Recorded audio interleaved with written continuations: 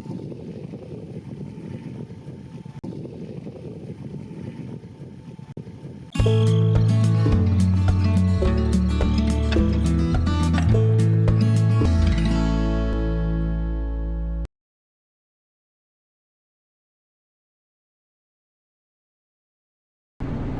everybody, I am on my way to do some birding. It's 6 something in the morning, so the sun hasn't even come up yet. I want to talk about yesterday, which was Wednesday, January 10th. Me and my daughter went birding yesterday in Oklahoma City at Lake Overholser and Lake Hefner. Day 2 of my 2024 birding big year actually occurred on day 10 of the new year. And it was a bit wild as we were pressed for time and chasing 2 birds which were rare for the area. We didn't locate the first one, but we sure did locate the second one. And I must say, finding the second bird broke a years-long curse, but more on that later. There, we searched for a long-tailed duck, which had been spotted a few times in the previous week. This is a photo of a sub-adult male that I saw in 2023, but the individual that was seen at Lake Overholser was an adult male with all the beautiful plumage and the long tail. It would have been nice to see and photograph, but we didn't have any luck finding it. However, I knew Overholser would be good for several other big ear species, and it was. We began with white pelicans and Bonaparte's gulls. I had to remind myself that we were low on time as I was checking every Bonaparte's to see if there was a little gull among them. After a bit, we located some eared grebes, which are winter visitors to Overholser. They're not just super common, but you're bound to find at least one with a good look around. And let me just skip ahead for a moment. We later visited Lake Hefner, which is only a few miles from Overholser, and there we saw quite a few horned grebes, which are common at Hefner. During the winter, eared grebes seem to prefer Overholser, while the horned grebes prefer Lake Hefner. It's not impossible to find one at the other, but it is uncommon. Now, the reason I bring this up is because in winter, the eared grebe and the horned grebe resemble each other, especially to the untrained eye. However, while the horned grebe has a clean border between the black and white coloring on the face, as seen here, the eared grebe's border is messy, like this. Until a person is familiar with the two species, a good way to remember it is, eared grebes appear to have smudged mascara on their faces, like a woman who's been in the rain, or Alice Cooper. But before we ventured to Lake Hefner, we saw all 3 merganser species in the middle of Lake Overholser: hooded, common, and red-breasted. We also saw some common golden eyes and greater scalps. Overholser is a good place to find greater scalps. Then we happened upon my first of season pied-billed grebe. These might be the most common grebes, but I do enjoy watching them.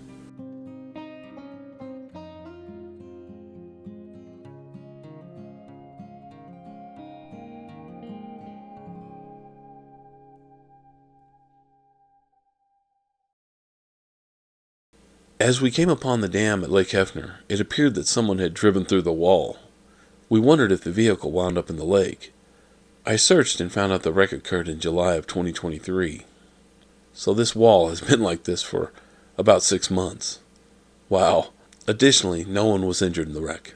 And as soon as we were on the dam, the west side of the lake, I scanned and scanned, but only located common loons. And don't get me wrong, I love common loons. Ever since I watched the movie On Golden Pond as a kid, I've been intrigued by them. You want me to pick strawberries?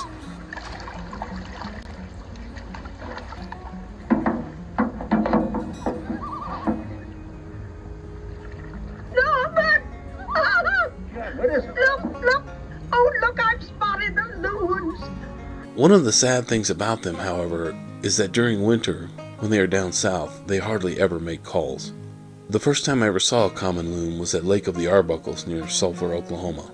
And one time I visited the lake early in the morning just around sunrise when there was very little wind and I heard some loons calling. And Arbuckle Lake is surrounded by hills, so the calls of the loons were bouncing off of the hills, kind of like echoes. It wasn't quite the haunting calls that they make when up north in the summer, but it was pretty darn special. Something occurred at Lake Hefner that turned out to be a very nice surprise. I was standing at the rock wall and scanning the lake when I looked over and saw 2 first-of-season mourning doves staring at me cautiously. And that was understandable as they were only about 8 feet from me. It was as if they were thinking, we really don't want to fly away from this spot, but we better keep a close eye on this fella. So close were these birds that I was only able to get portrait photos. I enjoy watching mourning doves, and I love their sleek look. Even though they may seem rather bland, they are beautiful at the same time. We continued along the dam, and from a couple of different vantage points, located our second chase bird, a Pacific loon, which was a life bird for both me and my daughter. I was ecstatic and was having a hard time believing what I was seeing, so I had to double and triple check, because I had been absolutely cursed when it comes to loons at Lake Hefner.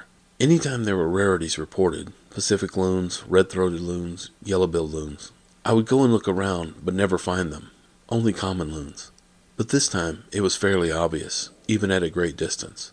The bird was smaller than a common loon, its bill was shorter and thinner, and it held the bill slightly upward most of the time. Additionally, through my spotting scope, I could see a faint chin strap marking on the bird. Also, the Pacific loon was about 150 to 200 yards out, so I couldn't get any good photos, and no video footage at all. But if you look closely in this photo, you can see the faint chin strap. The conditions at the time that we were there made it difficult to just see and identify the bird.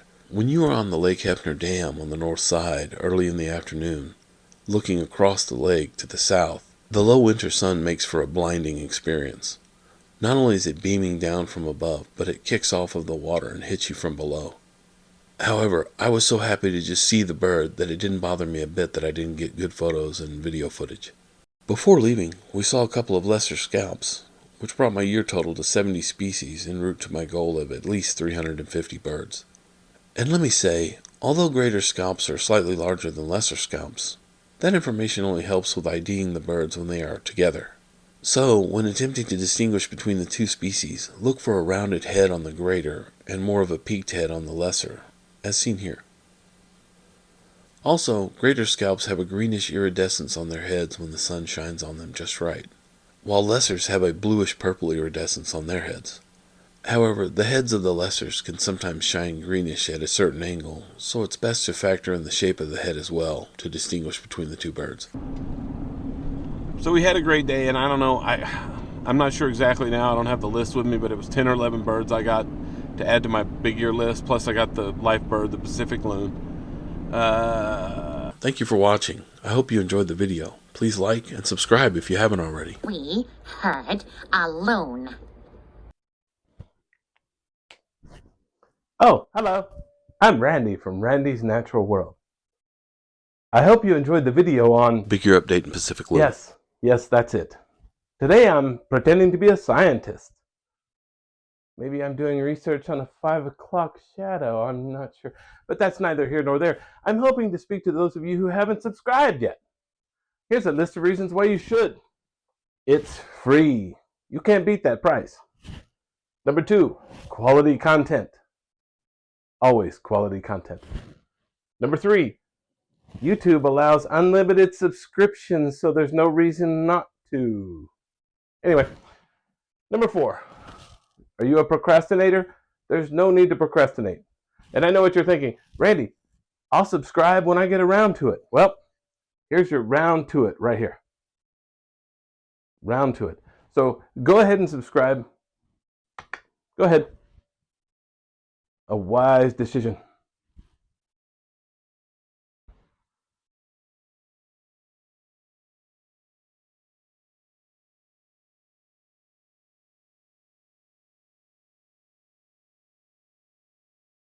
We heard a loon.